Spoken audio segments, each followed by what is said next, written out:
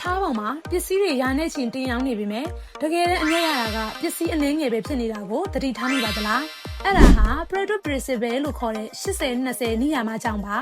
အမြတ်ရဲ့80%ဟာမိတ်ဆွေရောင်းတဲ့ပစ္စည်းတွေကထိပ်တန်း20%စီကပဲလာတာပါ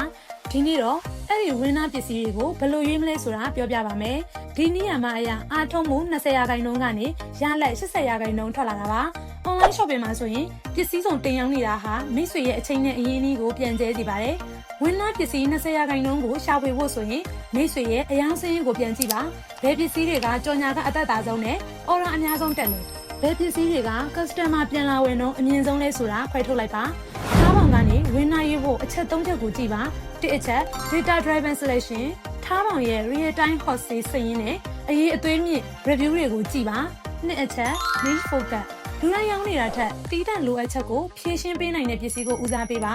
၃အချက် speed is power ဝင်းနာကိုတွေးပြီးဆိုရင်တခြားသူတွေမသိခင်15မိနစ် payment view ဟာနဲ့ stock ကိုအမြန်ဆုံးဖြည့်ယူပါအမြန်ဆုံးကမိတ်ဆွေကိုဈေးကွက်မှာအမြဲတမ်းချစ်တလန်းသာစီမှာပါအရာရာကိုလိုက်လုပ်နေမယ့်အစားတကယ်ထိရောက်တဲ့20%ပေါ်မှာပဲအာရုံစိုက်ပါဒါဆိုရင်မိတ်ဆွေလုပ်ငန်းဟာအပင်ပန်းသက်သာပြီးအမျက်တွေစားတို့တိုးလာပါလိမ့်မယ်ဒီဗီဒီယိုဟာကိုသဘောကျရင် like and share လုပ်ထားဖို့မမေ့နဲ့နော်နောက်ဗီဒီယိုမှာတွေ့ကြမယ်နော်ဗီဒီယိုလေးကိုအဆုံးထိကြည့်ပြီးလို့ကျေးဇူးအများကြီးတင်ပါတယ်ရှင်